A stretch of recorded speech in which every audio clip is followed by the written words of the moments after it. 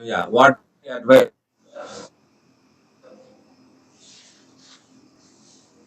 Yeah, please go ahead.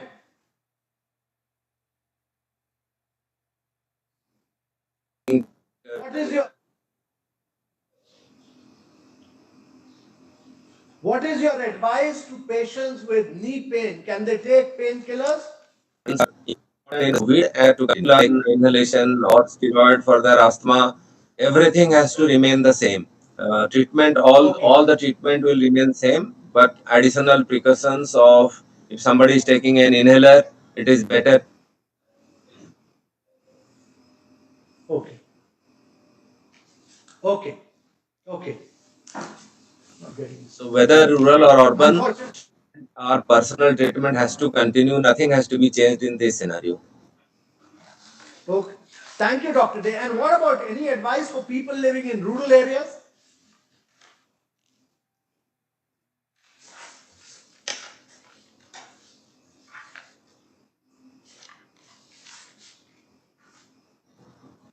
Any advice for people in rural areas, Dr. Day? Keep in touch with the near. Okay. Okay. Okay. Unfortunately, we have a bad connection with Dr. Day. But I would like to uh, ask the last question, and that is that in the present circumstances, what would be your best advice for our elderly people? How best they can remain cheerful, in good health, and what more can we do for them? Dr. Paul. Keep in touch on phone with your friends. Uh, Take precautions yourself, like wearing a mask, your own responsibility to ensure social distancing, but interact with the family. Do devote time for yoga and your own spiritual development and meditation, and take Ayurveda product in addition to take all your medications. Dr. Dave made a very important point. He says that in COVID times, you must not forget to take your medicines, whether you are taking it for glaucoma or for hypertension. Yes, please don't forget looking after other conditions, because those conditions also create complication. And above all, very good food and diet and balanced intake of all nutrients and food products is very, very important. Yeah. Dr. Day, what's your advice? How do we keep our elderly cheerful?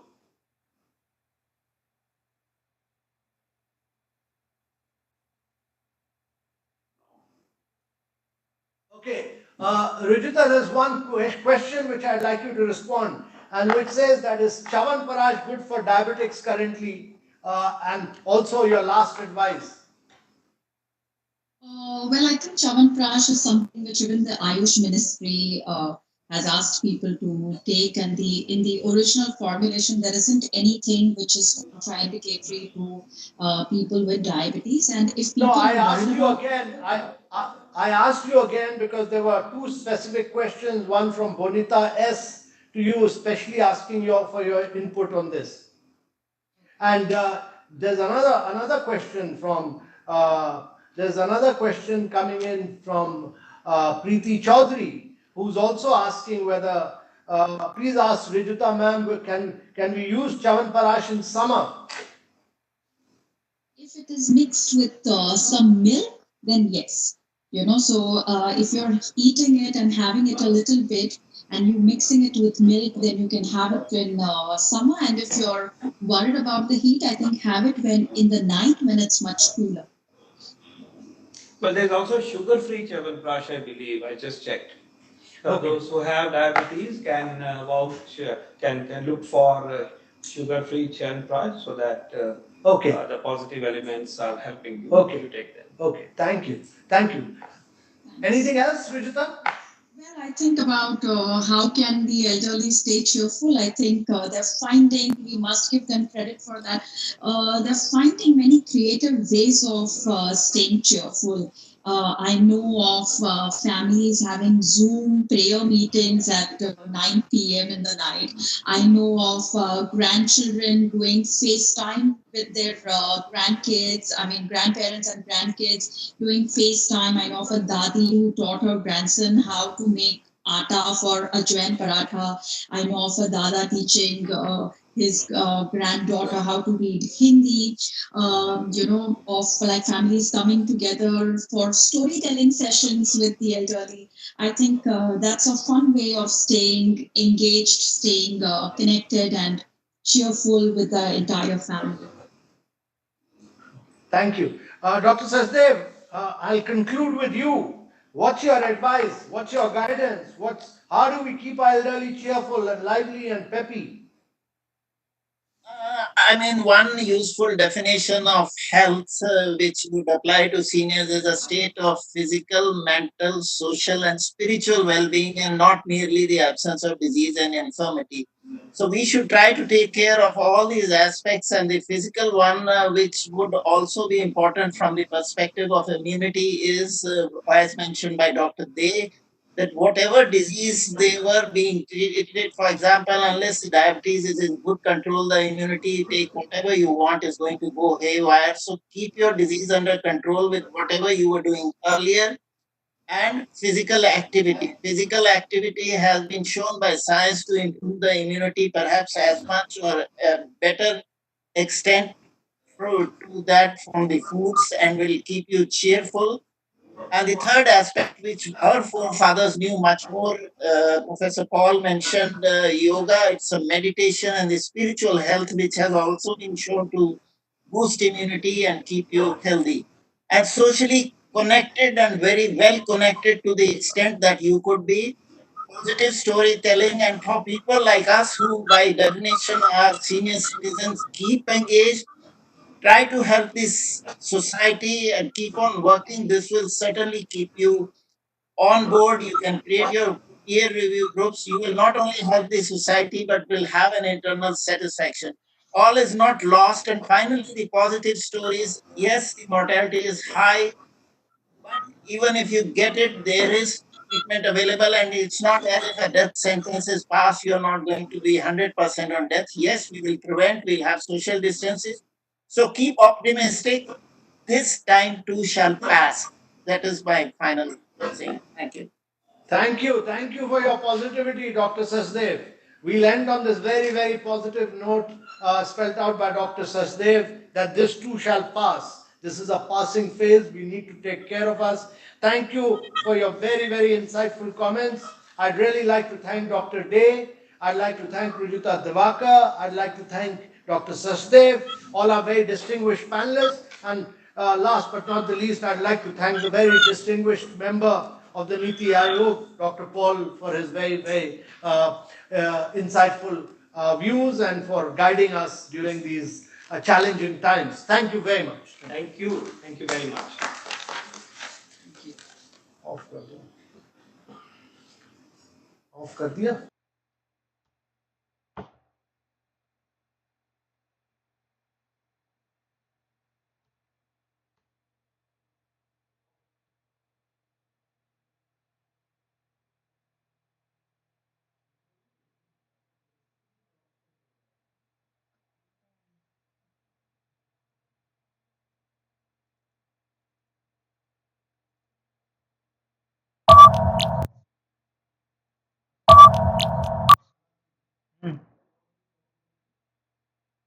কোনটা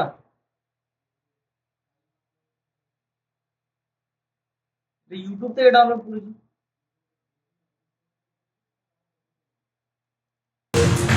ওটা ওর মধ্যে ধরবে না এটা এক তো লাইভে যাচ্ছে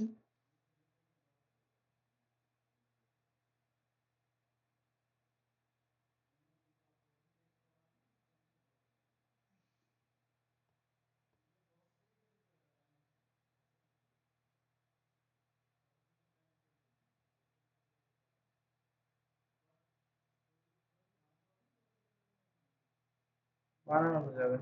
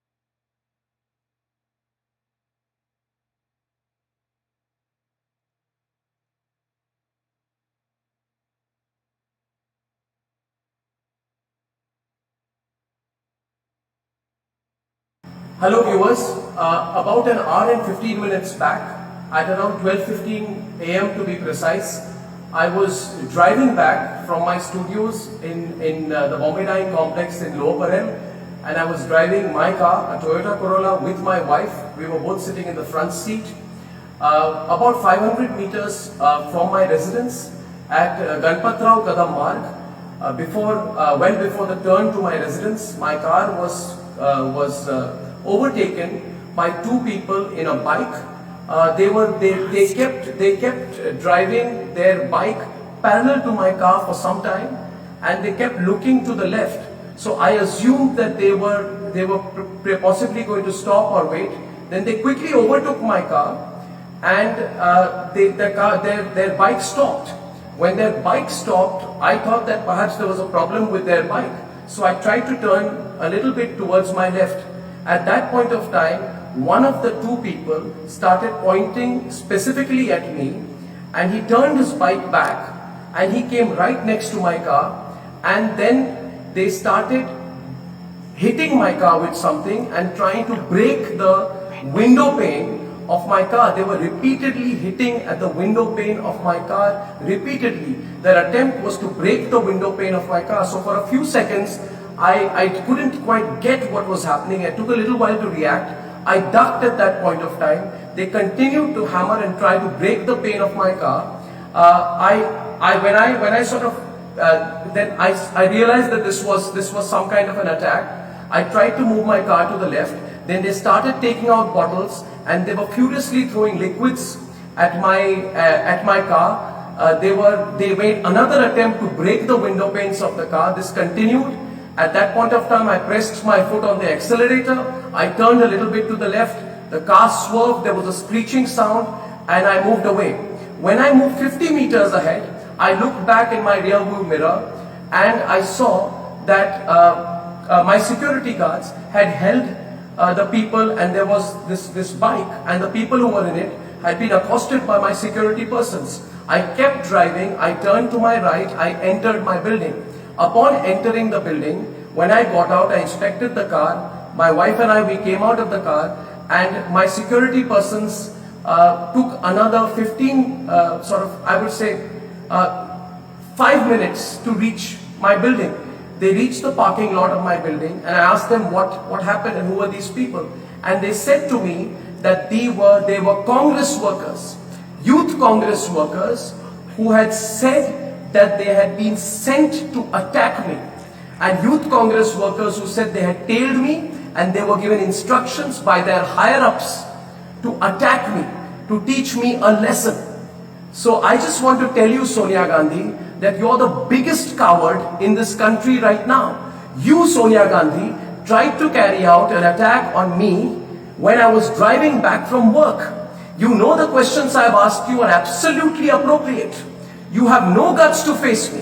My questions against you will increase. The questions I'm asking you are legitimate questions. You tried to attack me. You tried to attack my wife. You have tried to attack both of us while we were coming back, and I will hold you personally responsible for any consequences of any attack on me. I want to tell everyone who's watching this tonight that if anything were to ever happen to me, it is Sonia Gandhi who is responsible. Sonia Gandhi and the Vadra family who cannot take my questions right now. I have asked legitimate questions. Every fake news story of yours I have busted. I have busted the story put out by your daughter Priyanka Vadra, which said that in Gujarat, Hindus and Muslims are segregated. It was fake news which was put out by your daughter Priyanka Vadra. Have the courage to understand that I have busted every few fake news story of yours. Now go ahead, use your machinery, use your goons, use your might, use anyone you can. Use anyone you can, but I'm telling you, Sonia Gandhi, we have the support of the people of India, and I want to see what you can do. So Sonia Gandhi, bring it on. For everyone who's watching this today, I'm going to be filing a complaint. I'm going to be going personally to the NM Joshi police station.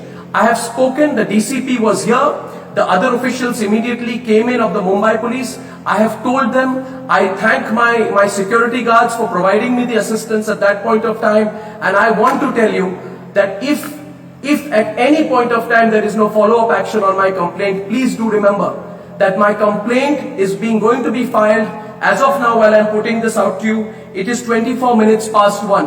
As a citizen of India, I will go to the police station.